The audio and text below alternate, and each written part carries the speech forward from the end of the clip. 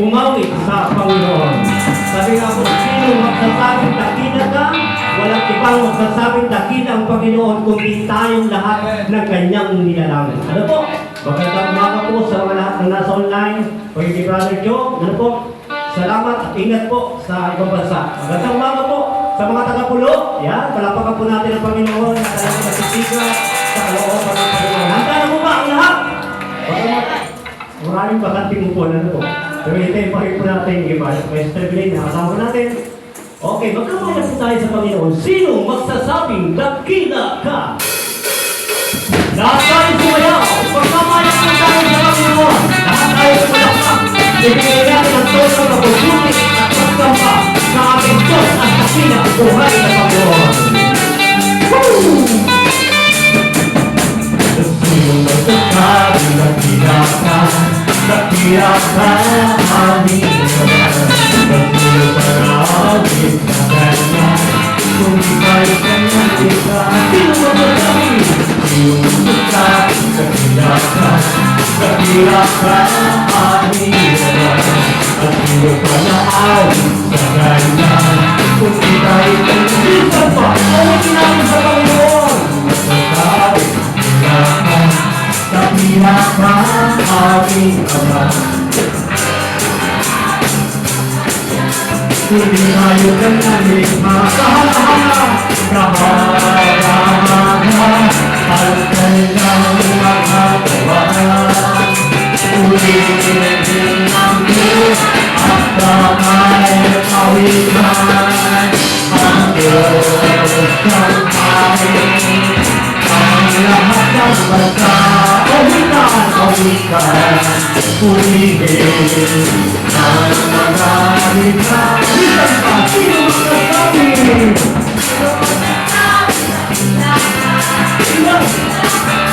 Dakilang Panginoon Sino sana awit sa kanya Kung di tayo nangyayit Magpalakas, sino magsasabi? Dakilang ka aming Ama At sino sana awit sa kanya Kung di tayo nangyayit Kahanga-hanga Ang kailang mga gawaan Purihin ang Diyos At maay kawikan Sampai na matapos Kawikan Purihin Sabay-sabay Sino magsasabi? Sino magsasabi Dakila ka Dakila ka aming Ama Dakila pag-aawit sa kanya Kung di tayo ganyan Sino magsasabi? Sino magsasabi Dakila ka Dakila ka aming Ama Sino pag-aawit sa kanya Kung di tayo ganyan Sama-sama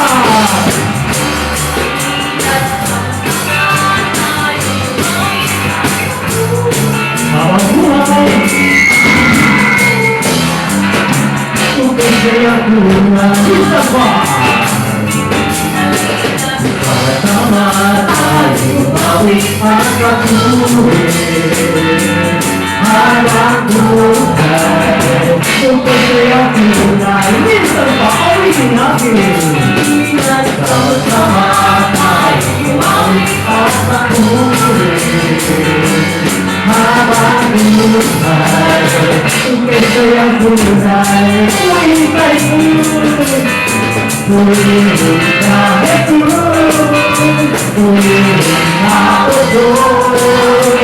Lagi kita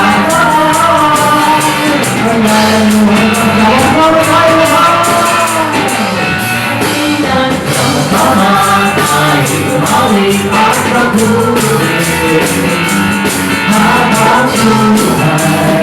Kung kaya tunay Awin natin Sama-sama tayo mawin at patuloy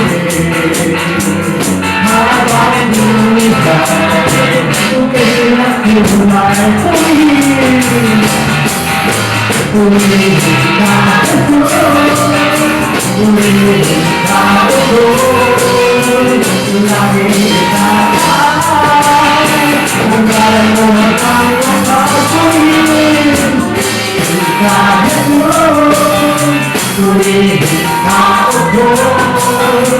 Laging itatahal ang ngalan mo hanggang wakas.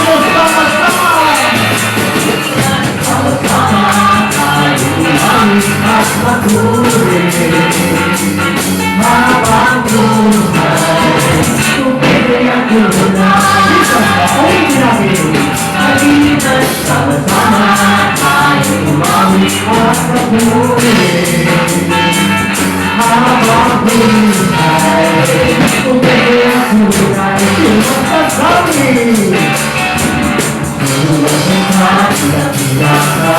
Kasiyaka aming Ama, sino pa naawit sa Kanya, kundi tayo kanya. Balik pa ka na o sino sa kami. Kasiyaka aming Ama, sino pa naawit sa Kanya, kundi tayo kanya likha. Kundi tayo kanya likha. Kundi tayo kanya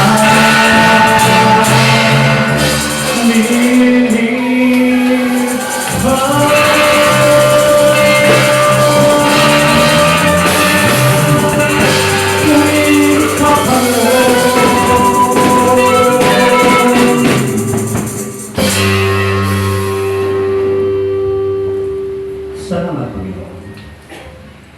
Pwede ba sabihin natin sa Panginoon, salamat po, Panginoon. Napakadakila mo, Panginoon.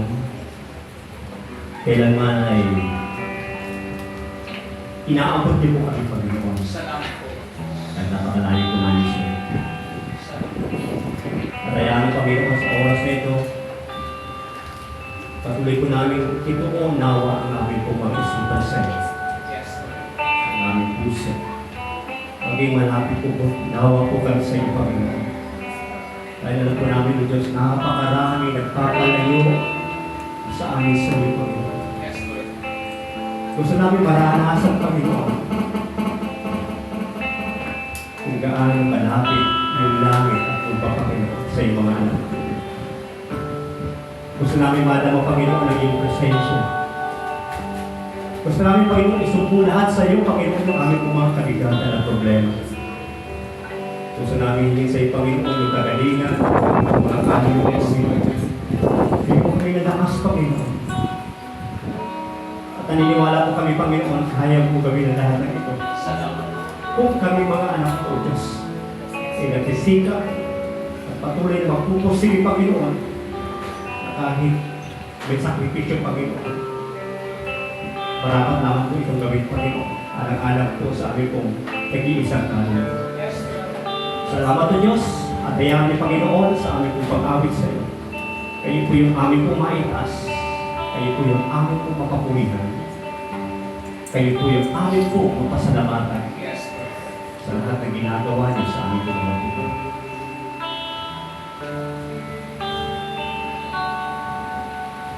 Sa iyong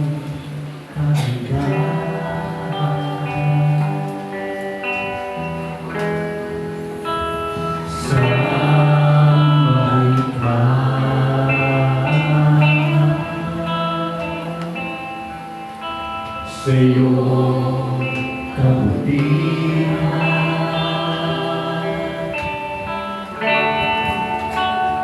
puri ka, O Diyos, ang ngalan mo ay luwalhati, Panginoon. Itaas ka namin ngayon ay naman magpawalang hanggan sa banda sa iyong hanggan. Mula po sa ating mga puso, ipahayag natin sa Panginoon ang pagsamba.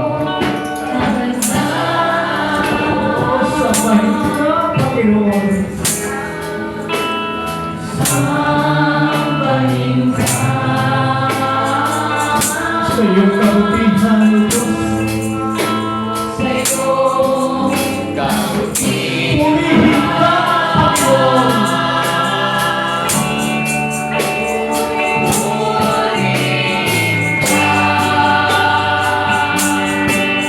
Sabay-sabay natin isa. Pinig natin sa Diyos.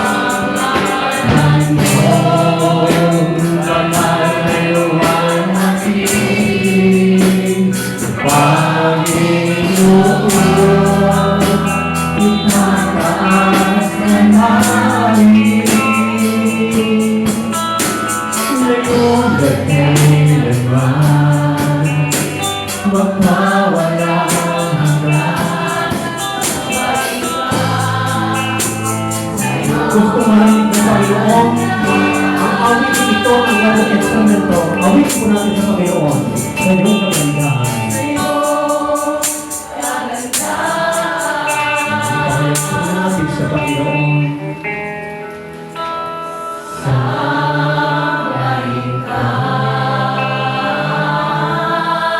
Mabuti ba ang Diyos sa buhay mo?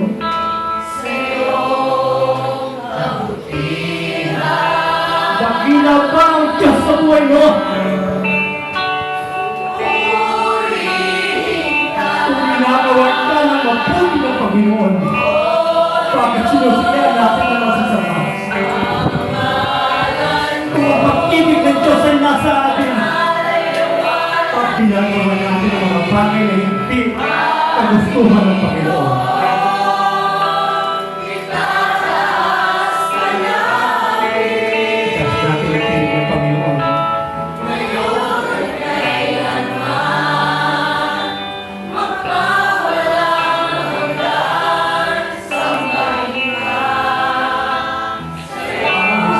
Gawin sa Panginoon, sabay-sabay.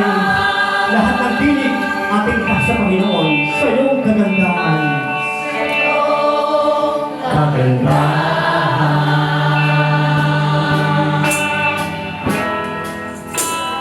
Sa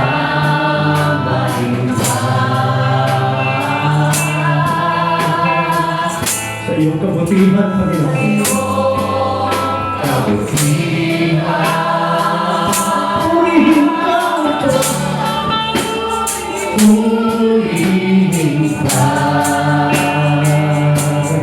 O Diyos, pangalan mong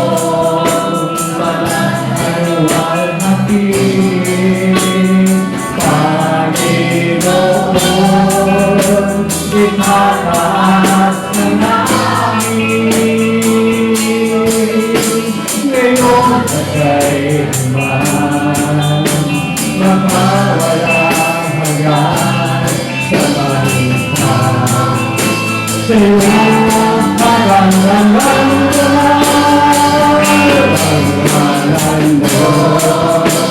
kapag-alaway natin, Panginoon, itataas ka namin. Ngayon na kailanman, magpawalang hanggan sa balikan. Sabay-sabay natin umitin ang ngalan mo, pangalan mo. Pangalan mo, banal-alaway natin, Panginoon, itataas ka namin. Ngayon na kailanman, magpawalang hanggan sa balikan.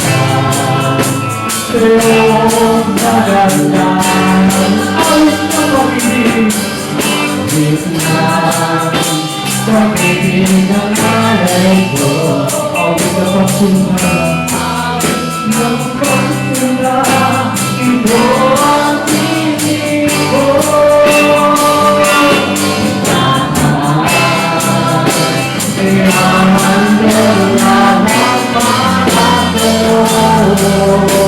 Ito ang awit ng pag-ibig, awit ng pag-ibig ng alay ko.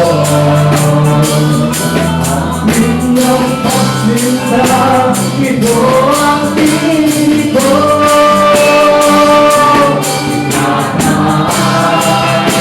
Kaya ang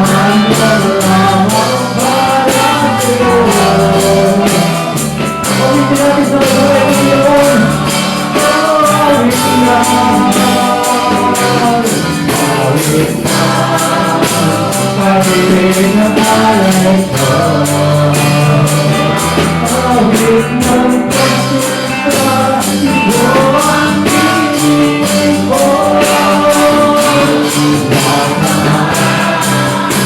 Kaya ang salamat para sa'yo.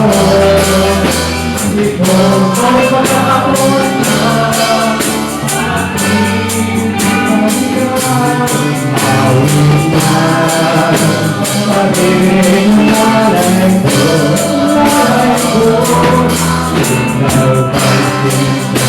ikaw pagsinta, ito ang pinili ko. Salamat para sa'yo.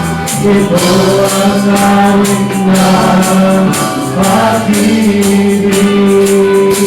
Itataan, inahandog lamang para sa'yo.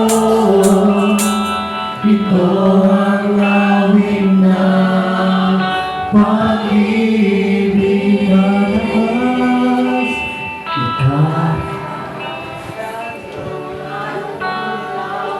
Para sa'yo, ito ang awit na pag-ibig.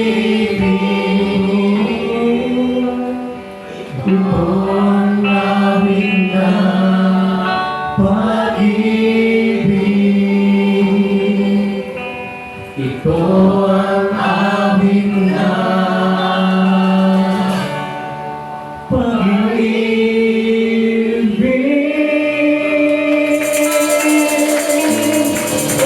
salamat sa'yo, Panginoon. Dahil namin binabay, Panginoon, ang lahat ng papuri, walang hanggan. Pasalamat sa Diyos sa aming pangalan ay Panginoon Jesus. Amen. Amen.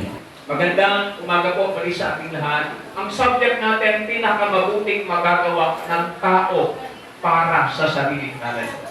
Lahat ng ginagawa po natin, mga kapatid, ay hindi po iba ang magbibinipisyo nito. Lahat ng gagawin po natin, ang makikinabang po nito ay ang ating sariling kaluluwa. 1 Corinthians 9 verse 23 hanggang verse 27 po. 1 Corinthians chapter 9, 23 hanggang 27. At ginawa ko ang lahat. Ito, ginawa niya ang lahat ng mga bagay. Saan niya ginawa ang lahat ng bagay? Dahil sa Ebanghelyo. Yung po kasing Ebanghelyo o salita ni Kristo, yan po yung supreme basis ng ating pong kaligtasan. Ito po ang pinakamataas na basihan ng ating pong kaligtasan. Kaya mahalaga po sa atin, mga kapatid, lahat ng gagawin natin ay dapat naka-align o naka-swado, eksakto, nakapit doon sa salita po ng ating Panginoon. Sabi diyan, upang ako'y makasamang makabahagi nito.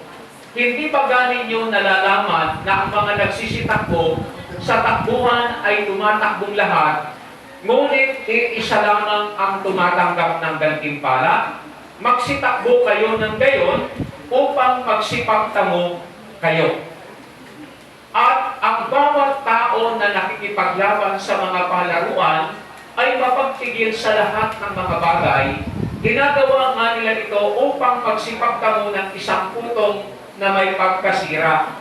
Ngunit tayo'y tiyakong walang pagkasira.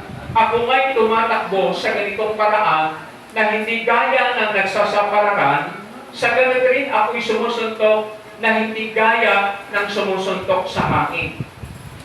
Ngunit hinahampas ko ang aking katawan at aking sinusupil, baka sakaling sa anumang paraan, pagkapangaral mo sa iba, ako rin ay itakwil. Ito, mga kapatid, yung dapat po natin magawa pare-pareho. Sa salita ng Panginoon, mga kapatid, makikita natin yung gagawin natin para po sa ating kaluluwa. Ang pinakamabuting magagawa ng tao para sa kanyang kaluluwa. Mahalaga sa atin, mga kapatid, magawa natin yung po, mga kapatid, para sa ating pong kaluluwa. Kasi ang katotohanan, hindi ganito po ang nagagawa natin. Sa katotohanan, hindi po ganito ang nagagawa natin. Ang nagagawa natin ay ito, namin,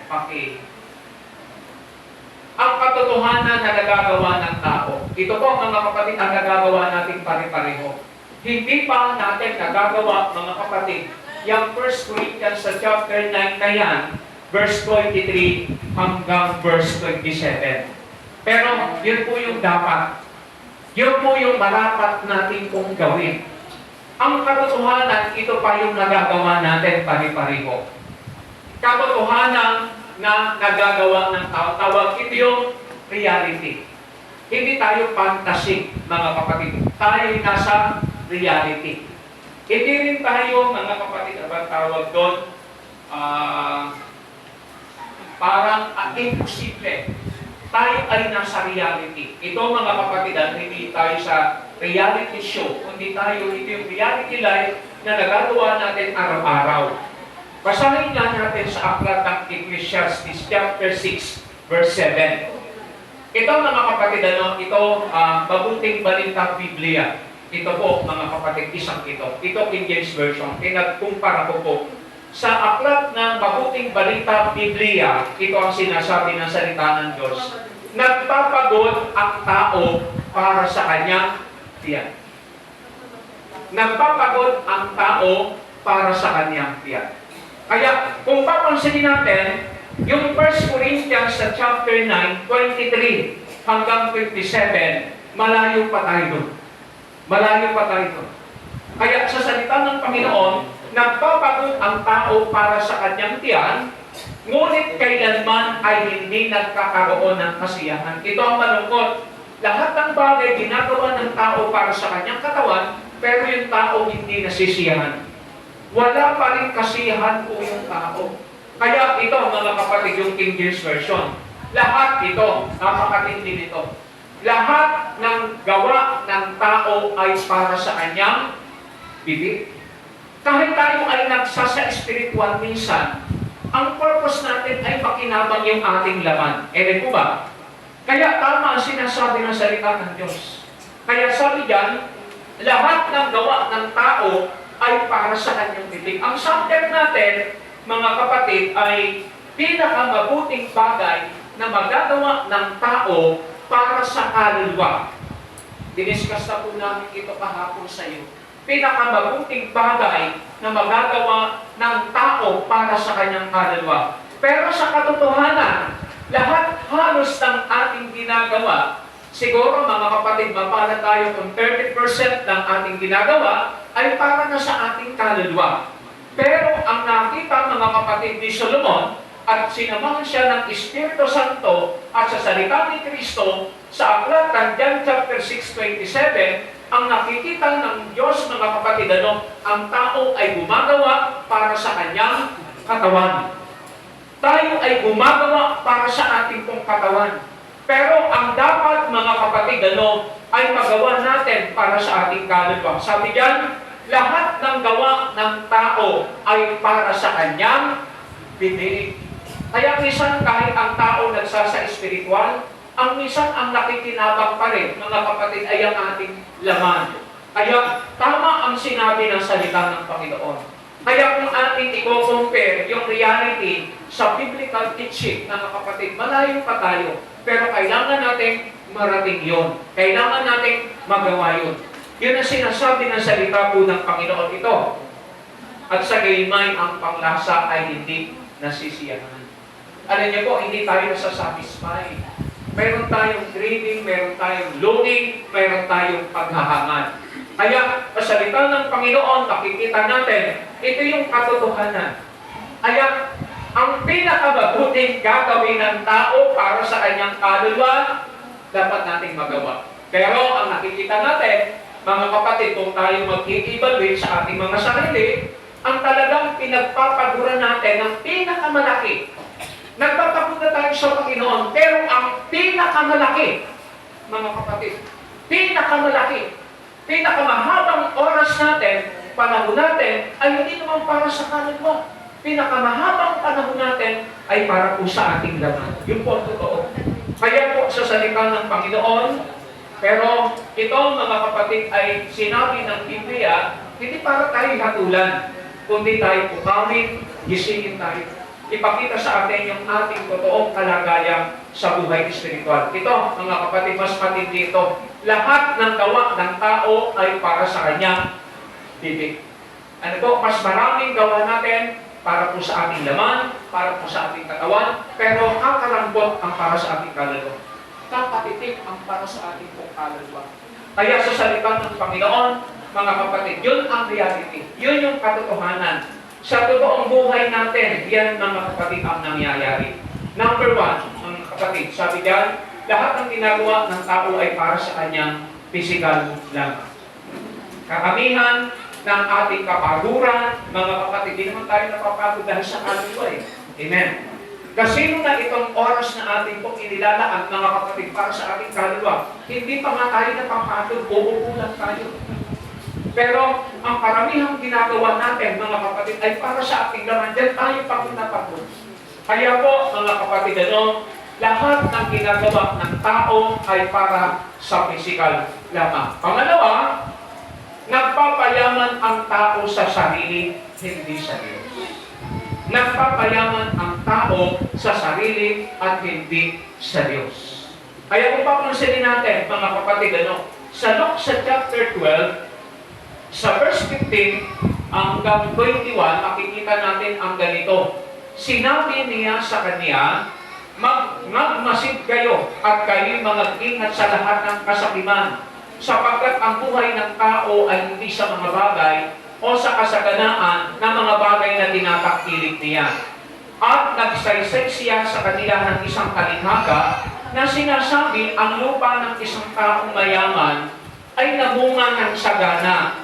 At iniisip niya sa sarili, sinasabi, ano ang gagawin ko sapagkat wala akong mapaglagyan ng aking inaning bunga?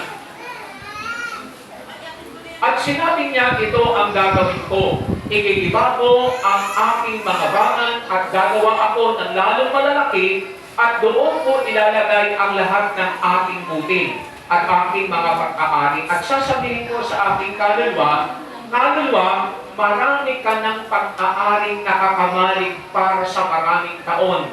Magpahingalay ka, kumain ka, uminom ka, matuwa ka. Datapag sinabi sa kanya ng Diyos, ikaw na halin, hiningi sa iyo sa gabing ito ang iyong panay. Ang sabi ng salita ng Panginoon, ganun nga ang taong nagpapakayaman sa kanyang sarili, ngunit hindi mayaman sa Diyos. Ginawa ng taong ito ang lahat para sa kanyang katawan. Ganun tayo. Lahat ng bagay ginagawa natin para sa ating katawan. Pero mga kapatid, pagdating sa kaluluwa, kakaunti ang ating ginagawa para sa ating kaluluwa. Kaya sa salita ng Panginoon, sabi niya, ganyan nga ang nagpapakayaman sa kanyang sarili. Pag sinabing mayaman sa kanyang sarili, ang kanyang inayos, mga kapatid, ay hindi po ang kanyang kaluluwa. Ang concern ng tao ay ang kanyang physical lamang. Okay, mga kapatid, lahat ng ginagawa ng tao ay para sa kanyang katawan. Kaya kung ganun ang kalagayan ng isang tao, mga kapatid, pwedeng ma-surprise tayo na tayo ay kunin ng Panginoon, wala po tayong katiyakan ng kaligtasan. Itong taong ito, makikita natin, wala siyang kaplano-plano para sa kanyang kaluluwa. Wala po siyang plano para sa kanyang kaluluwa. Ang plano niya ay para sa kanyang katawan. Maraming tao ang pinagpaplanuhan ay hindi po ang kaluluwa, mga kapatid, kundi ang laman. Kaya po sa salita ng Panginoon, kung papansinin natin, gayon nga ang nagpapakayaman sa ganang kanyang sarili, ngunit hindi kayaman sa Diyos. Mayroong iglesyang ganyan, mga kapatid, sa aklat ng Revelation chapter 3, 16 up to 3, yung Church of Laodicea. Mayaman sila sa pisikal, pero sila'y dukha, aba, maralita at ubad sa harapan ng Panginoon. So, mga kapatid, para lang sa katawan, mayaman nga sa pisikal, pero wala naman Panginoon, wala mga kapatid para sa Panginoon, wala po para sa kaluluwa. Kaya, dapat natin, mga kapatid, itong maintindihan at maunawaan. Okay, next tayo. Balik nga natin ng ito. Ito, mga kapatid, katotohanan na gagawa ko, nagagawa natin. O magtinay tayo. Ito ang sinabi ng Biblia sa atin. Ito ang nagagawa natin, mga kakarambot ang para sa ating kaluluwa. Kakarambot. Kaya, ang sabi niya sa salita ng paglahat ng ginagawa ng tao ay para sa kanyang physical lamang. Nagpapayaman ang tao sa sarili, hindi sa Diyos. Okay, Roman number 2 tayo. Mabilisan po ito. Bakit hindi lang para sa katawan ang dapat gawin ng tao? Bakit hindi lamang dapat sa katawan ang gawin ng tao? Una, dahil ang katawan ay babalik sa alago. Yung ating pong pinagsisikapan, mga kapatid, masisira din at magugulo. Kaya lahat ng pinagpagalan, mga kapatid, sa aklat ng Ecclesiastes, mga kapatid, marami yan, starting sa chapter 2, makikita natin lahat ng bagay para po sa ating katawan, kung hindi po natin naharap ang para sa ating kaluluwa, mawawalan ito ng kabuluhan at saysay. Kaya, una, mga kapatid, dahil ang katawan ay babalik sa alabok. Ecclesiastes chapter 12, verse 5b. Kasi ibig sabihin, kung kasunod po yun. And verse 7. Basahin nga natin yan, tinanig. Sabi diyan, dito na tayo, sa verse 5. Sapagkat ang tao ay pumapanaw sa kanyang malaong tahanan. Kagaya po ng pinagsikapan ng isang taong mayaman. Mayaman na siya, mga kapatid, pero gusto pa niyang kamkamin ang pag-aari ng kanyang kapatid. Sabi niya sa kanyang salita, mga kapatid, pwede po ba na sabihan mo ang aking kapatid, bahaginan ako ng mana? Kaya kung papansinin natin, mga kapatid, dito sa salita ng Panginoon, sabi diyan, sapagkat ang tao ay pumapanaw sa kanyang malaking tahanan. Naalala ko sinabi sa akin ni Lynn nung nagkakaulit na sabi ko ito sa inyo nakaraan. Sabi niya, nagsisi ako kuya, bakit kami nakapagpagawa ng ganito kalaking bahay? Tapos mamamatay lang pala. Iiwanan din. Wala namang masama, mga kapatid, kung tayo magpagawa, mga kapatid, ng malaking bahay. Wala pong masama yun. Pero huwag natin pababayaan ang ating kaluluwa. Huwag natin pababayaan. Huwag natin kalilimutan. Lahat ang ating itinunggar ay iiwanan din natin. Lahat ang ating pinagsikapan, mga kapatid, hindi natin madadala. Kaya po, kasalita po ng Panginoon yan. At ang alabok ay mauuwi sa lupa gaya ng una at ang diwa ay babalik sa Diyos. Pero ang pinagsisikapan ng tao ay para sa katawan. Okay, pangalawa tayo. Pangalawa, dahil di natin alam kung buhay pa tayo sa araw ng bukas. Alam pa natin, buhay pa tayo sa araw ng bukas. Ang dami nating plano. Kagaya ng sinabi mga kapatid ng Luke sa chapter 12, gagawin niya na kumain siya at magsaya para sa maraming taon. Magpahinalay ka sapagkat nakaprepare na sa kanya ang para sa maraming taon. Hindi na siya magkukulang para sa maraming taon. Kami natin yung problema. Paano kung ganito? Isa rin mga kapatid na interview ko, sabi ko, paano pang matanda na kami ni Vilma? Hindi na ako nakakaakyat sa taas. Na-interview ko yung foolishness na iyon, na hindi ko alam mga kapatid kung aabot kami sa edad na yun. Kaya sa salita ng Panginoon, makikita natin, hindi po natin alam mga kapatid kung buhay pa tayo bukas. Sa salita ng Panginoon, makikita natin yan sa chapter 4, 13-15 ganito ang sinasabi ng salita ng Diyos. Magsiparito kayo ngayon, kahit nagsisipagsabi.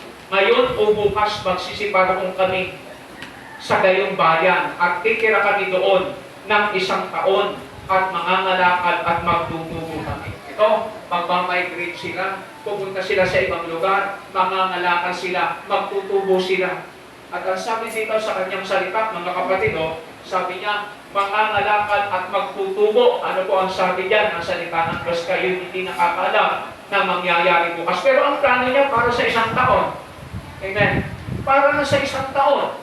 Yung sa Luke sa chapter 12, hindi ng 1 taon, maraming taon. Pinagplanuhan niya ang para sa maraming taon. Pero ano sabi ng Panginoon? Ano ang inyong buhay? Kayo'y isang singaw na sa sandaling panahon ay lumilitaw at pagdakay na papawid. Ang katulad ng ating buhay ay bula, singaw. Yung vapor, mga kapatid, bigla ito pong sumisibol, mga kapatid, mayroon nga, laruan po ng baka, mayroon pong babol. Ilalagyan ng sabon, pinaghihinipan, mayroon pong babol, bigla po, mga kapatid, nawawala. Ganon ang ating buhay, parang singaw. Kaya sa salita ng Panginoon, sabi diyan, Sapagkat ang dapat niyong sabihin ay kung luluobin ng Panginoon ay mabubuhay kami. Kaya buhay natin sa Diyos yan. Kaya huwag natin, mga kapatid, ipagyayabang ang araw ng bukas. Kasi hindi natin alam ang araw ng bukas. May ganito, mga nangangako. Brad, pag natapos na itong problema namin, paglilingkod na kami sa Panginoon, mga kapatid, hindi alam, mga kapatid, ng tao kung buhay pa. Mayroon namang nangangako, basta gumaling lang ako, Brad, maglilingkod ako sa Diyos, di mo alam kung gagaling ka pa, o kung ikamamatay mo na ng sakit. Hindi alam ng tao yan. At pag gumaling na, mga kapatid, yun, lalo hindi po nalalapit sa Diyos. Kaya sa salita ng Panginoon, hindi natin alam ang araw ng bukas. Mga kapatid. Number 3. Ang material na bagay ay tiyak o pasamantala. Wala po, mga kapatid, ang pera ay hindi nananatili. Ang kayamanan ay hindi po nananatili. Tanging isang bagay lang ang nananatili, ang Diyos. Ang kayamanan, mayroon kang pera ngayon, baka bukas wala na. Ang pera ay napakadali, ang kayamanan ay napakadali mawala. Sa salita ng Diyos, sa aklat ng 1 Timothy sa chapter 6 verse 17, ganito ang sinasabi ng salita po ng Panginoon. Ang mayayaman sa sanlibutan ito ay pagbilinan mo na huwag magsipagmataas ng pag-iisip at huwag umasa sa mga kayamanang hindi nananatili. Wala pong masama na tayo po ay may material.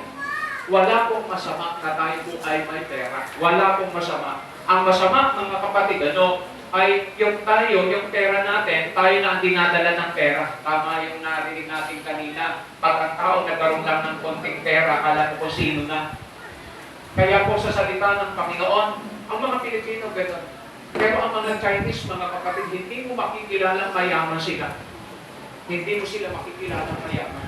Kasi karamihan sa kanila, mga kapatid, nagkukumuglag silang mahirap. Bakit? Sila po ay pwede pong kidnapin. Pero sa mga mayayaman, mga kapatid, nagtotoo yun.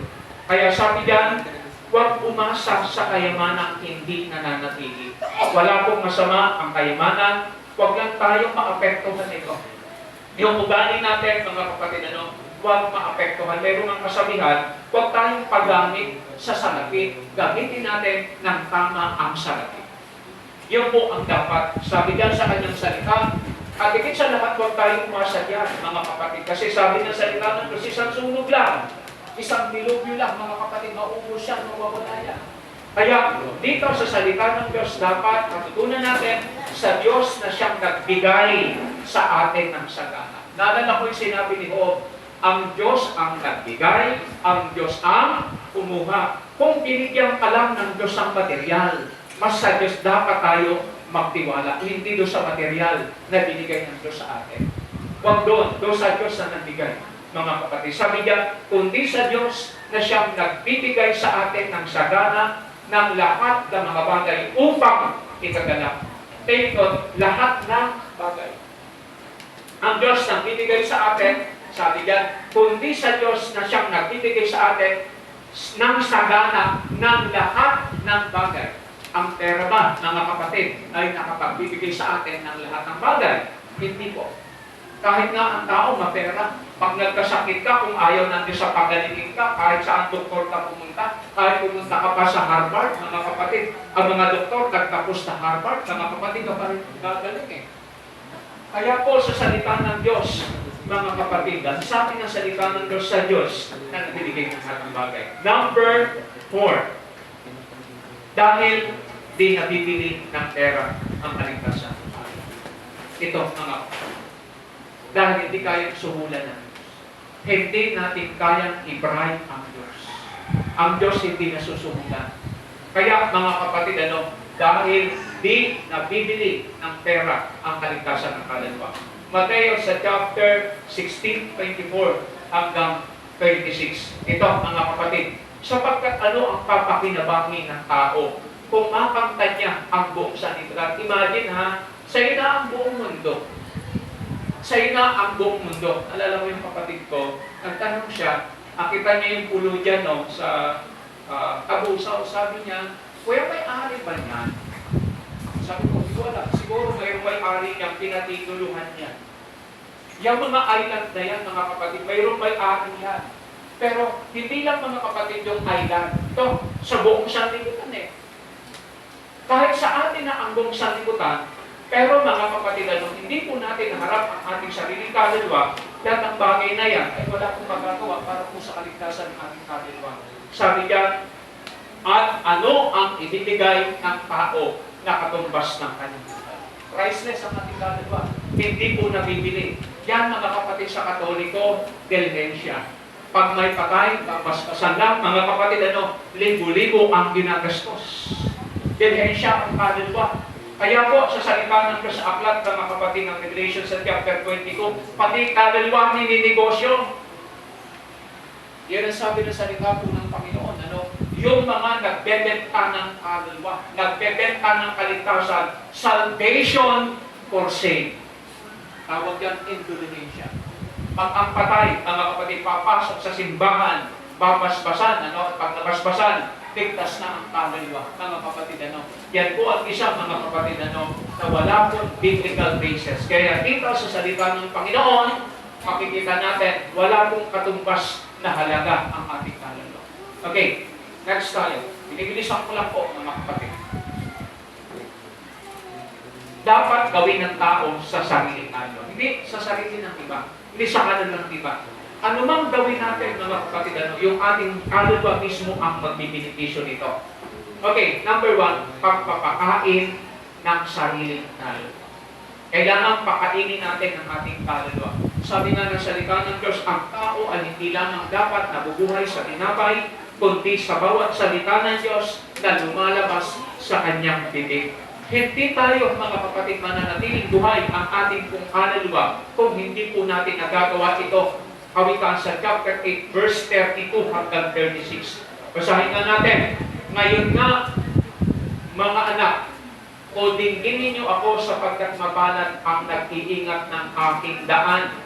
Mga kinig kayo ng turo at kayo'y magpakapantas. Huwag niyong tanggihan. Ito, nakikinig naman tayo pero tinatanggihan na natin. Pag hindi, mga kapatid, sa ating pangdama, para ba mga kapatid, hindi ito papabor sa atin. Sabi diyan sa kanyang salita, mga kinig kayo ng turo at kayo'y magpakapantas at huwag ninyong tanggihan. Nakikinig tayo, mga kapatid, pero tinatanggihan po natin. Iwasan po natin ang ganun, mga kapatid.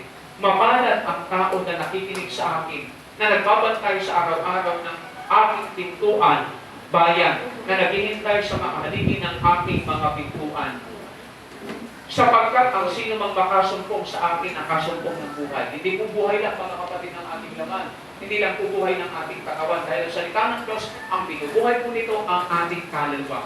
Sabi ng salita po ng Panginoon, makakasumpong tayo ng buhay at magtatamo tayo ng paglingap ng Panginoon. Ayaw makinig ng tao na salita ng Diyos, pero pag nangangailangan, mga kapatid, dinidiban maigi ang Panginoon. Masyadong limating ng tao. Pag nangangailangan sa Panginoon, maaari agad-agad makuha niya sa Panginoon eh. Pero pag siya'y makikinig, mga kapatid, ng salita ng Diyos, hindi po siya nakikinig. Kaya sa salita ng Panginoon, sabi diyan, ngunit siyang nagkakasala laban sa akin, ay nagliligaw ng kanyang sariling kaluluwa. Sinong pinapahamak natin? Hindi po yung kaluluwa ng iba, yung ating sariling kaluluwa. Kaya sabi ng salita ng Panginoon, sabi diyan, ngunit silang nagkakasala sa akin ay nagliligaw ng kanilang sariling kaluluwa. Tayo, mga kapatid, ang gagawa para mabuhay po yung ating kaluluwa? Dapat tayong makinig, huwag nating tanggihan ang salita po ng Panginoon. Silang lahat ng nagtatanong sa akin nagagalit, napupuot sa Panginoon. Ang gusto ng tao, kamatayan. Kamatayan, espiritual, ang tao ay makihiwalay sa Diyos. Okay, next tayo. Pagpapakain ng sariling kaluluwa. Gagawa natin, meron tayong gawain ng Monday, meron tayong gawain ng Friday, meron tayong gawain Saturday, meron tayong Sunday. Bukod pa, mga kapatid, yung ating mga home Bible study sa iba't ibang lugar. At dapat tayo ay may personal feeding. Okay, pangalawa, pagsasabuhay ng aral. Napakinggan natin yung aral, mga kapatid. Ang totoo, hindi naman tayo mababaw sa aral. Malalim tayo sa aral. Nga lang, mga kapatid, hindi pa natin na i-apply yung salita ng Panginoon. Okay, dito mga kapatid, sa Kawikaan sa chapter 19 verse 16, ganito ang sinasabi ng salita ng Panginoon. Sabi po dito sa Proverbs sa chapter 19, verse 16, siyang nag-iingat ng utos ay nag-iingat ng kanyang kaluluwa. Sabi niya, he who keeps the commandment keep his soul, but he who does not warn his way will die. Sabi niya, ngunit siyang walang babala ay mamamatay. So, paniniwala yung ating kaluluwa. Kaya ang pinakamabuting magagawa natin sa ating kaluluwa, ingatan natin ang utos. Hindi utos yan, mga kapatid, ano yung sinasabi natin, magsuot tayo ng marangal na damit. Pag hindi natin, mga kapatid, sinuot yan, sinisira natin yung ating sariling kaluluwa. Hindi naman kaluluwa ng iba yan eh. Kaya halimbawa, mga kapatid, nagsuot ka ng maikling kasuotan, sisipulan ka ng mga lalaki. Ano ba, bastusin ka ng mga kalalakihan. So, mga kapatid, nakakapag-push ka pa ng pagkakasala ng iba. Sabi ng salita ng Panginoon, mga kapatid, kailangan ingatan natin yung kautusan ng Panginoon, utos ng Panginoon para hindi po tayo mamatay. So, kaluluwa natin ang pinag-usapan natin dito yung katawan. Okay, pang-tatlo tayo. Amen. Ito po, mga kapatid, pagsasabuhay ng aral ng Diyos. Sino man ito aral ni Brother Henry? Ang isang lakas ng loob ko, mga kapatid, bago ako mangaral, talagang tinitingnan ko kung talagang aral ito ng Diyos. Talagang mayroon tayong biblical basis. Okay, mga kapatid, pang-tatlo ka na natinig sa Diyos, anuman ang maranasan. May mga tao kasi, pang-negatibo na ang nararanasan, titiwalay na sa Diyos. May mga tao naman, mga kapatid, pag-positibo ang mararanasan, mahihiwalay sa Diyos. Mayroon dalawa. May mga tao, pag negatibo, mga kapatid, ang nararanasan po nila, magre-rebelde sila sa Diyos. Magdedemand sila sa Panginoon. Pag naman positibo, mga kapatid, ang nangyayari sa kanilang buhay, pwede po rin sila mawala sa Panginoon. Kaya, kung anuman ang mangyari sa ating buhay, mga kapatid, kagaya ni Job, makikita natin sa salita ng Diyos na natili pa rin siya sa Diyos. Sabi nga ng kanyang asawa, mananatili ka pabaga sa pagtatapat mo sa Diyos. May mga tao, pag may mga petition sila sa Panginoon, pag may hinihingi sila sa Diyos, at hindi nila nakuha sa Diyos, nagre-rebelde sa Diyos, mga kapatid. Kaya po, kasalitan ng Panginoon para magawa natin yung pinakamabuti sa ating kaluluwa, manatili pa rin tayo sa Panginoon. Alam niyo po, kung bakit napahamak si Lord, kung bakit napahamak ang mga anak ni Lord, bagamat naligtas ang kanila pong katawan, maging ang asawa ni Lot. Bakit? Sana sumabay na lang siya kay Abraham. Kasi pinagpala ng Panginoon si Abraham ay humiwalay siya kay Abraham. Amen? Kaya nga, mga kapatid, ginunaw ng Diyos ang Sodom at Gomorrah sa atin. Mga kapatid, manatili lang tayo sa Diyos.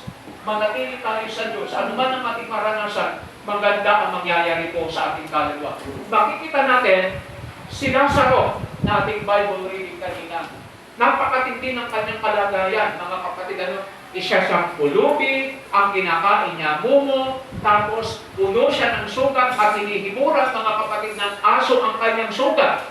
Kung papansinin natin na natili pa rin sa Diyos May mga tao, pag negatibo na ang mararanasan, hindi na po yan magpapatuloy sa Diyos. Kaya po, ang pinakamaganda magagawa natin sa ating kaluluwa, ano man yung ating maranasan, mga kapatid, manatili pa rin tayo sa Diyos. Kasi yung ating kaluluwa, babalik yan sa Panginoon. Ito, pang-apat, magpagal para sa Ebanghelyo. Karamihang pagpapagal natin ay para sa katawan. Karamihang kapaguran natin ay sa ating katawan. Kakaunti at kakarampot ang para sa alin. Yan ang totoo. Kakarampot ang para sa ating alin. Pero, mga kapatid, ang kailangan natin para doon makagawa tayo ng mabuti para sa ating kaluluwa, magpagal para sa Ebanghelyo. Sinabi ni po yan, ginawa ko ang lahat ng bagay dahil sa Ebanghelyo. So, dapat ganito rin ang gawin natin. Okay, basahin natin Filipos 4, verse 3. Sabi yan, mga kapatid, sa Filipos sa chapter 4, verse 3, oo, pinamamandi ko rin naman sa iyo, kapat na kasama sa pagtulong na iyong tulungan ang mga babaeng ito sapagkat sila'y nagpagal na kasama ko sa Ebanghelyo. Hindi lang si Apostol Pablo, mga kapatid, ang nagpagal, mayroon siyang mga kasama. Itong mga babaeng ito, hindi naman ito mga pastora. Mga katulong ito ni Apostol Pablo, mga kapatid, sa pag-propagate, sa pag-disseminate, sa pagbabahagi ng salita ng Diyos. Kaya, ang sabi ng salita ng Panginoon, ang mga babaeng ito, sapagkat sila'y nagpagal na kasama ko sa Ebanghelyo, kasama naman ni Clemente at ang ibang mga gagawa. Pag sinabing manggagawa, tayo ay gumagawa. Hindi tayo pwedeng sabihin na manggagawa kung hindi tayo gumagawa. Gumawa tayo, mga kapatid, at lahat tayo ay manggagawa para sa ating kaluluwa. Dapat lahat tayo ay mga manggagawa ng Diyos para sa ating kaluluwa. Sabi nga ng salita ng Diyos, gawin natin ang ating sariling pagkaligtas. Work out our own salvation. Kaya sa salita ng Panginoon at ang ibang mga kamanggagawa na ang kanilang pangalan ay nasa aklat ng buhay. Sino, mga kapatid, ang gumawa ng mabuti sa kaluluwa? Yang mga taong nagpapagal, yang mga taong nagsisikap para sa ibang helyo. Hindi lang pagbabasa niya. Kaya ang sabi ni Paul, nagsasalita ako dahil ako'y may pananampalataya. At kung tayo ay may pananampalataya, dapat tayong magsalita. Yan ang sinabi ng aklat ng Roma sa chapter 10. Kung ipapahayag natin ng ang ating pananampalataya, maliligtas tayo. Hindi lang sa sarili yan. Kasi ang tao ang iniisip lang niya ang kanyang sariling kaligtasan, makasarili yan. Di maliligtas yan. Kaya sa salita ng Panginoon, ito, nagpilit sila, nagsikap sila. Tayo ay kamanggagawa ng Panginoon, mga kapatid. Kaya sa salita ng Panginoon, sabi diyan, at kasama rin naman ni Clemente at ibang aking mga kamanggagawa. Ito ang mga tao, mga kapatid na nakasulat ang kanilang pangalan. Kaya nga sabi ng Luke sa chapter 10:20, huwag niyong ikagalak na mga espiritu ay sumusuko sa inyo, kundi ang ikagalak ninyo, ang inyong pangalan ay nakatala sa aklat ng buhay. So, mga kapatid, bakit natin gagawin na tayo po ay magpagal sa Ebanghelyo? Ang totoo, mga kapatid, yung pinupuntahan po nga natin mga gawain, hindi pa yan. Hindi pa yan. Kakunti ang ating Bible study. Kakunti ang ating gawain. Isang Bible study na, sinusubuan na natin. Samantalang hindi lang dapat gano'n. Dapat, mga kapatid, pagsikapan po natin. Sabi ni Paul sa ating material verse, ginawa ko ang lahat ng bagay, hindi dahil sa pastor. Ginawa ko ang lahat ng bagay dahil sa Ebanghelyo, pinaniniwalaan natin, binabasa natin, pinapangaral natin, gawin natin ang lahat ng bagay dahil sa natutunan natin sa Ebanghelyo. Hindi sa ating laman, hindi sa ating katawan. Walang masama, mga kapatid, kasi binibigyan naman tayo ng Diyos ang karapatan. Huwag lang tayong lumapis sa paggamit. Gabi natin gamitin ng sanlibutan, huwag lang tayong gumamit na ang ating paggamit, pababayaan natin ang ating obligasyon, pababayaan natin ang ating responsibilidad. Kaya sa salita ng Panginoon, sabi diyan sa kanyang salita, at ang ibang aking mga kamanggagawa na ang kanilang pangalan. Ang taong hindi gumagawa, mga kapatid, kahirapan tayo ng ating pangalan ay masumpungan sa amin ng buhay. Kaya yung ating ginagawa sa iba, hindi silang pakikinabangan. Kaya minsan, Nunoy, lalo sinasabi ni Kuya Nunoy, pag pumupunta po kami dyan sa Ulipanan, alam niyo po, ang laging motivation ko lang, anong response ng tao? Sabi ko, ako rin ang makikinabang dito. Ano mang sakripisyong ginagawa natin, hindi naman ibang magbe-benefits yan. Tayo ang magbe-beneficio kasi yung ating mga ginagawa sa Panginoon, ibabalik ng Diyos sa atin yan. Amen. Hindi ng tao, hindi man tayo recognize ng tao, hindi man na-appreciate ng tao. Alala ko nga ating inang. Kaya pag pumupunta po kami doon, mga kapatid, kinakailangan kumain na kami. Kasi, kahit abutin kami ng alauna, alas 2, wala pong nagpapakain. Pero sa salita ng Panginoon, lahat ang ginagawa natin yan. Lahat ang ginagawa natin yan, mga kapatid. Yan ay ginagawa natin hindi para sa kanila. Ginagawa natin yan para sa ating kaluluwa. Anong sakripisyo atin kong ginagawa? At kulang pa ang ating sakripisyo. Sabi nga ng narinig natin, hindi pa tayo tumutulong ang dugo. Wala pang namamatay sa atin. Kaya sa salita, napapagod pa lang tayo, mga kapatid. Nagugutom lang tayo ng kaunti. Pero yung tayo talaga nagsasakripisyo, hindi pa po, mga kapatid. Napakaalwan pa natin. Ang ating ginagawa sa Panginoon, napakakarampot pa lang. Ang ginagawa natin para sa ating kaluluwa, napakatiting pa lang. Napakatiting pa lang. Kaya sa salita ng Diyos, kailangan natin magawa ito. Hindi dahil sa ating gawin natin pare-pareho ito para sa ating kaluluwa. Sabi ng salita ng Diyos na itong mga kamanggagawa niya, ang katiyakan, ang assurance, ang kanilang pangalan ay masusumpungan sa aklat ng buhay. Kaya po sa salita ng Diyos kami, pag nagbibigay po ng ayuda, hindi po ako umaasa kung makakatanggap kami ng ayuda. Bakit? Hindi naman kami kasama sa listahan. Hindi kami sinama sa listahan. Mga kapatid, kaya po sa salita ng Panginoon, pero tayo, mga kapatid, ang dahilan kung bakit tayo dapat magpagal. Ang totoo, hindi pa nga tayo nasa sakripisyo. Mga kapatid, sabi diyan, ng ibang aking kamang gagawa. Hindi lang ito trabaho ng pastor, lahat ng tao na gustong gumawa ng mabuti sa kaluluwa, sa ating sariling kaluluwa, gawin po natin ito. Okay, mga kapatid, next slide. Ito sinasabi ko kanina. Wala po sa ating namamatay dahil sa salita niya. Wala pang namamatay sa atin dahil nangaral tayo ng katotohanan. Pero ang dapat, mga kapatid, kung darating at luluobin ng Panginoon, kailangan nating maranasan. Hindi ko alam kung kaya na natin ito. Kung tayo pagbawalan na, mga kapatid, makaranas tayo ng pag-usik, pag gusto na natin huminto, makara. Gusto na natin huminto na maglingkod sa Panginoon. Pero ito, mga kapatid, magiging po ito. Revelation 20 verse 4. Makikita natin dito, yung talagang taong kayang gumawa ng mabuti sa kanyang kaluluwa. At nakakita ako ng mga luklukan at ang mga nagsiluklok sa mga ito. At sila'y pinagkalooban ng paghatol at nakita ko ang mga kaluluwa. Itong mga kaluluwa, hindi naman po katawan kasi ang dugo at laman ay hindi makakapasok sa kaharian ng Diyos. Ang papasok lang, mga kapatid, sa kaharian ng Diyos ay ang ating kaluluwa. Laman at dugo, sabi lang sa 1 Corinthians, laman at dugo ay hindi mamana ng kaharian ng Diyos. Pagdating, mga kapatid, sa pagpasok sa kaharian ng Diyos, hindi yung katawan natin, yung ating katawan, babalik sa alabok. Pero ang ating diwa, mga kapatid, ay haharap sa Diyos, yung kaluluwa natin.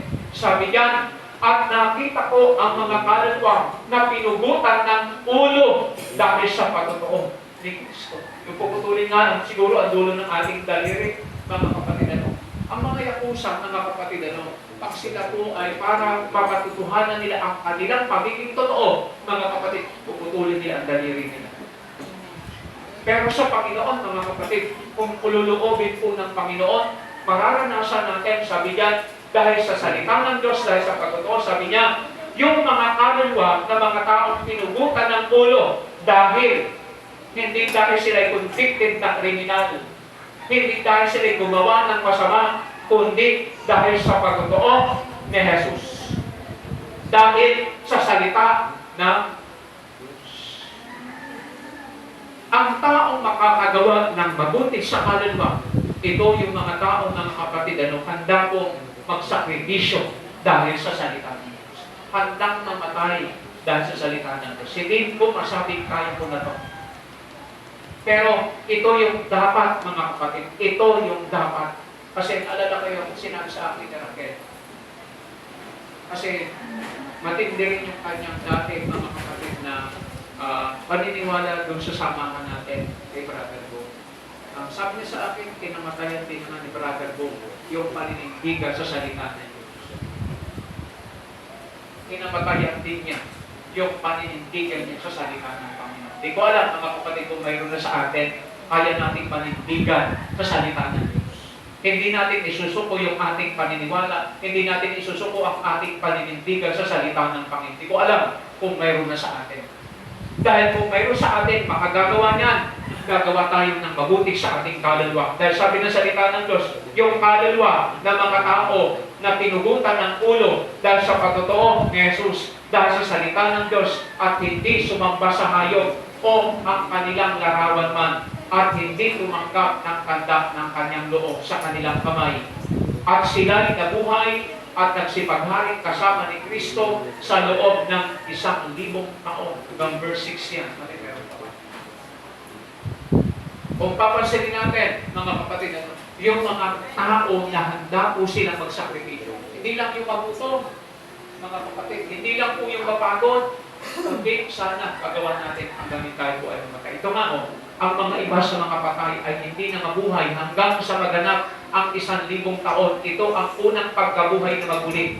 Mapalad ang banal na makalapit sa unang pagkabuhay na maguli. Ang mga ito'y walang kapangyarihan. Ang ikalawang kamatayan. Wala po mga kapatid kapangyarihan ang dagat-dagatang sa atin.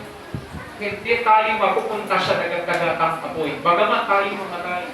Ano po? Bagamat tayo po ay mamatay. Ang tao makakagawa, mga kapatid, ng pinakamabuti sa kaluluwa. Yan po. Hindi pa tayo ganito, mga kapatid, pero loobin ng Panginoon, makaya natin ito sa tulong at biyaya po ng ating Panginoon. Okay, next tayo. Pang-tatlo na tayo. Okay, gantimpala, nandiyo siya gumagawa sa Ebanghelyo. Ito po yung gantimpala. Wala pong mga material dito una. Ang gantimpala ng Panginoon, sabi ni Pablo, ginawa ko ang lahat ng bagay dahil sa Ebanghelyo. Hindi dahil pinupuri ng pastor, hindi dahil tinataas, hindi dahil na-expose siya, kundi dahil sa Ebanghelyo upang makasama siya, makaramay nito. Kasi alam ni Pablo, yung sa pagganap dahil sa Ebanghelyo, mga kapatid, mayroong gantimpala. Hindi masasayang, hindi mawawalan ng kabuluhan yung ating gawa sa Panginoon. Unang-una, mga kapatid, pag tayo gumaganap, ito yung unang benepisyo natin, kapayapaan ng puso. Alam niyo po, ang tao kung hindi gumaganap, huwag mong sabihin payapa ka, uusigin ka ng budhi mo. Yung nga lang tayo hindi makapunta sa gawain, mga kapatid, hindi natin mapuntahan yung gawain ng Panginoon, Katakot-takot, mga kapatid, na usig ng budhi ang ating nararamdaman. Wala tayong kapayapaan. Naalala ko, pagkatapos po namin lumabas sa Bulacan, dinandod po kami, mga kapatid, umuwi kami sa amin. Nakukonsensya ako. Mayroon pong mga Bible study kami binuksan doon. Gumagastos po kami ni Sir Vilma, ang pamasahe namin, kulang-kulang 800 back and forth. Wala naman kami trabaho. Ang sabi ko, pagpilitan natin puntahan yan, yung mga tao na yan nag-aantayan. Alam niyo po, mga kapatid, kung hindi natin nagagawa yung ating mga katungkulan, di ko alam kung napapayapa tayo. Di ko alam, mga kapatid, kung may kapayapaan ng puso't isipan natin. Kasi, kung nagagawa natin, mga kapatid, ang kalooban ng Panginoon, alam ko, mayroong kapayapaan ang puso't isipan natin. Basahin po natin, Filipos 4, verse 6 hanggang 9. Sabi ng salita ng Panginoon, itaas natin sa verse 9, ang mga bagay na inyong natutunan at tinanggap at narinig at nakita sa akin, ang mga bagay na ito ang gawin ninyo at ang Diyos ng kapayapaan. Ito, yung natutunan natin, nagsagawa natin, anong sa atin? Hindi po kaguluhan, mga kapatid, hindi po kaguluhan, kundi ang sabi niya, yung kapayapaan ng Diyos ay isa sa atin. Anong sabi ng John chapter 14, 27? Sabi niya, ang aking kapayapaan ay iniiwan ko sa inyo, hindi kagaya ng kapayapaan ibinibigay na sa inyo. So, dito mga kapatid, mahalaga sa atin. Ano po, ang unang benepisyo natin, magkakaroon tayo ng kapayapaan sa ating puso kaisipan. Sana, mga kapatid, naalala ko po yung mga, yung pong namamalimos. Nasa kalsada, mga kapatid, natutulog po sila, mga kapatid, sa tabing kalsada. Kahit tumaan, mga kapatid, yung yabag, napakalakas, tapos yung ingay ng sasakyan, natutulog po silang payapa. Mayroon pa silang kapayapa. Pero yung tao may pera na, hindi nakakatulog. Ang ganda lang ng kanyang higaan, hindi nakakatulog, mga kapatid, kasi wala pong kapayapaan. Ang kapatid, napakalaga po ng kapayapaan. Okay, next tayo. Okay. Ang unang mararanasan natin kapayapaan ng puso isipan. Dapat mayroon tayong kapayapaan. Ang bati ng Panginoon sa mga alagad, Kapayapaan ang sumainyo. Sa simbahan, batitin yan. Kapayapaan, pagbatian kayo, peace be with you. Peace be with you. Pero kahit tayo magbatian, peace be with you, peace be with you. Pero yung natutunan natin, di natin sinasagawa. Hindi sa atin ang Diyos ang kapayapaan. Sa atin lang ang Diyos ang kapayapaan. Pag yung natutunan natin, na isagawa natin. Pangdalawa, bubuti at aayos ang ating pisikal. Ano po? Lahat po, lalo po sa nagkakaedad, mga kapatid, ang ating pisikal nagkakaroon po ng diferensya. Pero kung tayo ay gumaganap sa kalooban ng Diyos, yung mga may damage sa ating katawan, ano po? Yung mga may damage sa ating katawan, kung inaayos natin na maigi ang ating kaluluwa, aayusin din ng Diyos ang ating katawan. Kasi yung ating katawan, mayroon na mga deformity siya. May mga problema na ang ating katawan. Kaya pag inaayos natin yung ating kaluluwa, mga kapatid, aayusin din ng Diyos ang ating pisikal. Kasalita po ng Panginoon. Basahin natin ito. 3 John, verse 2. Ang sabi ng salita ng Diyos, ano kung mayroon namin? Okay, pero salamat. Sabi diyan, ang matanda ay gayo na minamahal na aking iniibig sa katotohanan. Minamahal aking idinadalangin. Ito, para ito kay Gayo, ha? Sino si Gayo? Hindi Gayo. Si Gayo, mga kapatid, isang lingkod ng Diyos, sabi diyan, ang matanda, hindi lang ito matanda, mga kapatid, sa pisikal. Ito ay matanda sa espiritual. Maraming tao matanda sa pisikal, pero mga kapatid, bata sa espiritual. Kaya sabi niya, ang matanda kay Gayo na minamahal na aking iniibig sa katotohanan. Minamahal aking idinadalangin ang lahat ng bagay na guminhawa ka at bumuti ang iyong katawan. Gusto ng Diyos, mga kapatid, ang ating katawan ay bumuti para magamit natin yung ating katawan. Hindi lang, mga kapatid, para sa bibig. Hindi lang para sa bibig. Magamit natin yung ating katawan para sa ating kaluluwa. Sabi ng salita ng Diyos, gaya ng paginhawa ng iyong kaluluwa. Kaya kapag gumiginhawa ang ating kaluluwa, bubuti rin ang ating katawan. Ano po? Kaya minsan ang bigat ng ating katawan. Ako mas maano ang pakiramdam ko pag ganito palit ako. Nanood ko ako ng video natin nakaraan. Last year, sabi ko sa video, parang mataba pa ako dito. Pero mas maganda yung videoan mo, mga kapatid, yung patak ng katawan. Kasi mas nakakakilos tayo. Kasi nasusunog, mga kapatid, yung mga cholesterol. Hindi pa ako high blood. Kasi pag nasusunog kasi yung mga cholesterol, mga kapatid, makakaaboy tayo sa high blood. Kaya mamay ko sa blood, kilos-kilos, baka ma-high blood. Kaya mga tao, hindi po kumikilos, mga high blood yan. Sabi po ng salita ng Diyos yan sa aklat ng Genesis sa chapter 3, sa pawis ng iyong, sa pawis na kakain, sa bunga ng iyong gawa kakain ka, hanggang ikaw ay bumalik sa ano. Sa ibang salita, kailangan natin talagang gumawa. At yung paggawa natin, hindi lang po para sa ating katawan. Sabi ng salita ng Diyos, gaya ng paginawa ng iyong kaluluwa, bumuti rin ang ating katawan. Pag inaayos natin ang ating pong kaluluwa, mga kapatid, ayos din ang ating katawan. Ako, laging nararamdaman ko dito sa likod pag sobrang pagod ako. Pag sobrang pagod, mga kapatid, nararamdaman ko rin pag sobrang pagod, hindi na ako matulog. Gusto ko matulog kagaya kagabi, mga kapatid, mag-aalas 12 na. Patatapos ako ng PowerPoint. Biglang tumalon yung pusa. Biglang tumalon yung pusa, mga kapatid, natin ngayong English. Di natanggal, mga kapatid, na buong yung pagkasaksak ng laptop.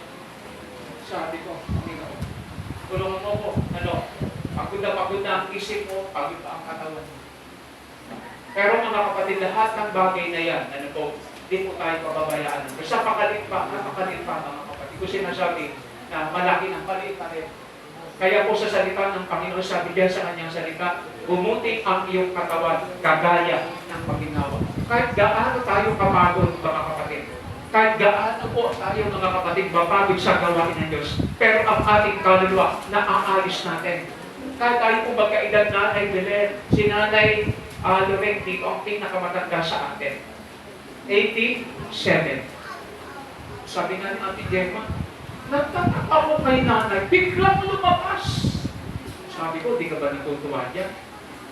Bigla daw lumabas. Mga kapatid, mayroon pong hagdan sa kabila. Mga kapatid, wala pong hawakan. Tumatalo si nanay Loring dyan. Nakaraan nga, mga kapatid, kumuha ako ng tubig sa kanila. Sabi ko, napakadelikado dito si nanay Loring. Ang taas ng mga kapatid, mas mataas pa dito. Alos ganyan, no? Tinatalo niya yan. Imagine nyo. Kapag inaayos natin yung ating kaluluwa, alala ko na kina-Ate Lisa yan, masarap po ang buhay niya doon, mga kapatid. Masarap ang pagkain. Sabi niya, uuwi na ako naka-Gemma. Kahit walang ulam kina-Gemma, hindi ako nakakasamba. Hindi ko siya sabi, hindi pinapakain natin Gemma. Kasi nung kumain ni Nanay Loring kahapon, nagulat ako. Hihinging sabi ko rin kasi Nanay Loring, hindi maubos ako ang kakain. Naubos! Pinapaganda ng Panginoon ng kanyang pisikal. Kasi kapag may nararamdaman ka sa katawan, hindi ka makakakain. Salita po ng Panginoon, mga kapatid. Yung pong pag-aayos natin ng ating kaluluwa, bubuti rin ang ating katawan. Sa lahat ng may edad dito, ayusin natin ang ating kaluluwa, mga kapatid. Sa lahat ng may nararamdaman sa katawan na kagaya ko, ayusin natin ang ating kaluluwa. Aayos at bubuti ang ating katawan. Hindi pa yung sakit, ha? Iba yung katawan sa sakit. Kasi lahat po ng ating pong sakit ganito, mga kapatid. Adala ko yung kausap ko kahapon, yung asawa ng teacher ni Ate Nune. Sabi niya, yung motor ko, 17 years na. Sabi niya sa akin, pang nagkakaedad na pala, ang motor humihina na. Sabi ko, kuya, tama yan, parang tao. Pag ang tao tumatanda, humihina na. Pero pag tayo mga kapatid, ang ating pong kaluluwa inaay sa atin para si Brother Tagna, hindi mo makikilala kung gaano ang edad yan eh. Ayaw nga patawag yan matanda. Ang tawag sa kanya, may edad lang eh. Ayaw mo na sabihin matanda, sabihin mo may edad lang. Alam niyo po, mga kapatid, pag ayos ang ating pong kaluluwa, ayusin din ang Diyos ang ating katawan. Bubuti rin ang ating katawan. Okay, next slide. 5 minutes na na. Unahin ko. Aalisin ang Diyos ang sakit. Verse 25 po yan. Lahat tayo may sakit. Lahat tayo may sakit. Subukan po natin mga kapatid, magpa-blood camp. Sigurado, lahat tayo may sakit. Amen. Sa ibang salita mga kapatid, hindi na normal ang ating katawan. Kahit bata nga, may diabetes eh. Ano po? Kahit yung bata, mga kapatid, mataas ang cholesterol eh. So, mga kapatid, kaya sa salita ng Diyos, pag inalis natin, mga kapatid, yung ating pong kaluluwa, aalisin ng Diyos ang sakit.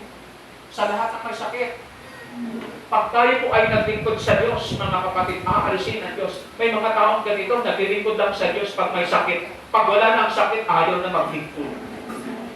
Pag ganun, mga kapatid, aalisin ng Diyos ang sakit. Kasi, yun po ang mag-upos sa atin para po tayo maglingkod at tuloy-tuloy. Kasi mga tao, mga kapatid, kamamatayan nila lang ang sakit. Kasi pag may sakit sila, mga kapatid, mas papalapit sila sa Diyos. Kaya, mga kapatid, yan po yung sinasabi, aalisin ng Diyos ang sakit. Okay, idaragdag ng Diyos ang lahat ng ating pangangailangan. Ang kailangan natin hindi ng pera. Ang kailangan natin, unang, ngayon, mga kapatid, protection. Lahat po halos ang kinakain natin, mga kapatid, may lason. Yung ating pong nasasangkat, mga kapatid, na hangin, yung oxygen, mga kapatid, may lason.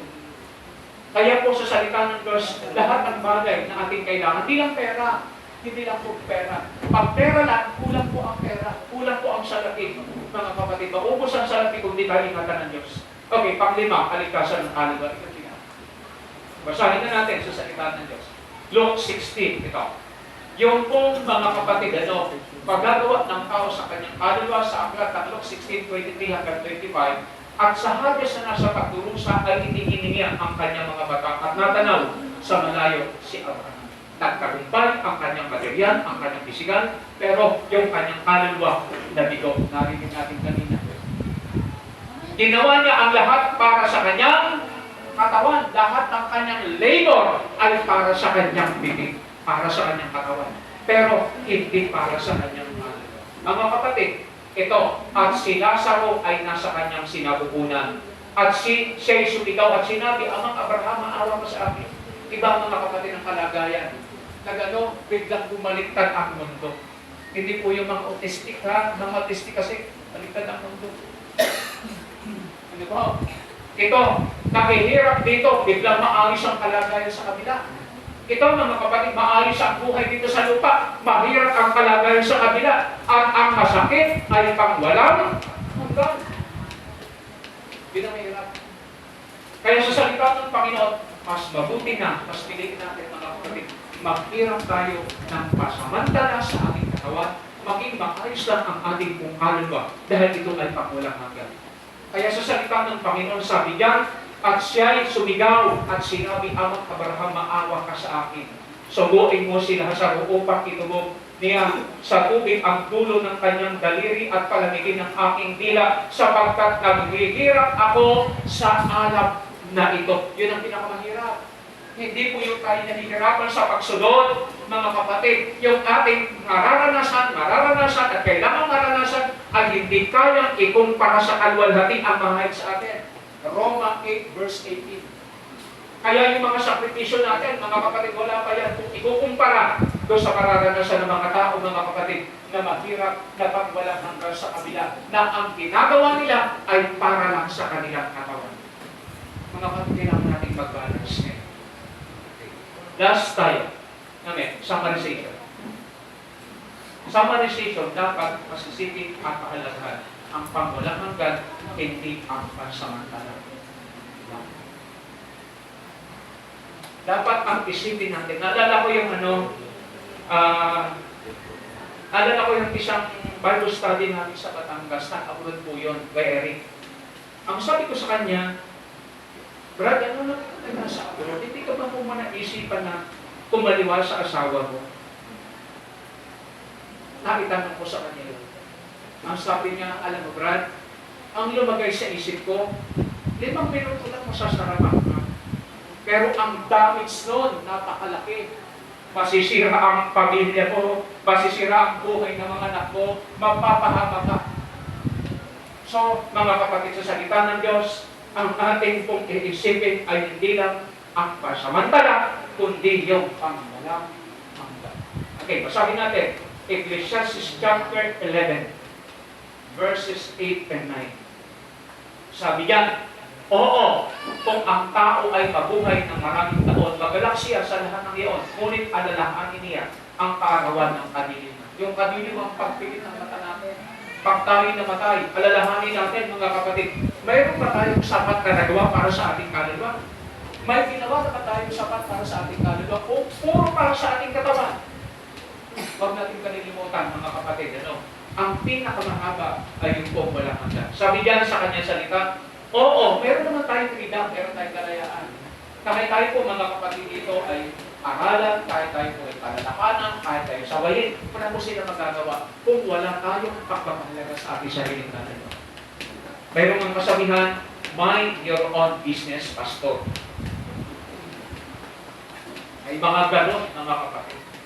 Kaya sa salita ng Diyos, kung ang tao ay mabuhay ng maraming taon, magalak siya sa lahat ng yaon, ngunit alalahanin niya ang karawan ng kadiliman sapagkat magiging marami. Marami po yan mga kapatid, bago lang natin. Kaya sa salita ng Panginoon, lahat ang dumarating ay walang kaguluhan. 9 and 10. Ikaw ay magalak o binata sa iyong kabataan, sa mga kabataan, hindi lang sa kabataan, sa ating pong lahat. Pasalihin ka ng iyong puso sa mga kaarawan ng iyong kabataan. Lumakad ka sa lakad ng iyong kalooban. Pwede yan. Gawin natin yung ating gusto, mga kapatid. Pero sana, mga kapatid, dumating pa sa atin ang realization, may katapusan ng lahat ng bagay. Dumating sana, mga kapatid, lahat ng bagay ay may katapusan. Ang sabi ng salita ng Panginoon, kung naghihirap tayo dahil sumusunod, may katapusan din yan. Kung masaya ka dahil nasusunod mo ang iyong kagustuhan, alalahanin mo, may katapusan din yan. May katapusan din yan. May hangganan din yan. Sa mundo, wala pong permanente. Wala pong permanente sa mundo. Kung ikaw ay maging hawa ngayon, mga kapatid, wala pong masama, pero huwag na sana natin malimutan ang Panginoon. Ngunit talasasin mo sa lahat na dahil sa lahat ng mga bagay na ito, dadalhin ka ng Diyos. Yung pagiging responsable natin sa ating gagawin. Kaya nga, ito ang payo o. Ilayo mo ang kapanglaman sa iyong puso, alisin mo ang kasamaan ng iyong katawan. Dahil ang ginagawa ng tao ay para sa kanyang katawan lamang at hindi para sa kalay. Sana mga kapatid, magawa natin ang pinaka para sa ating kaluluwa. Kasi kung gagawin natin para sa ating katawan, mga kapatid, lahat ng bagay ay mawawalan ng abuyo. Yung po tayo, manalangin tayo sa Panginoon.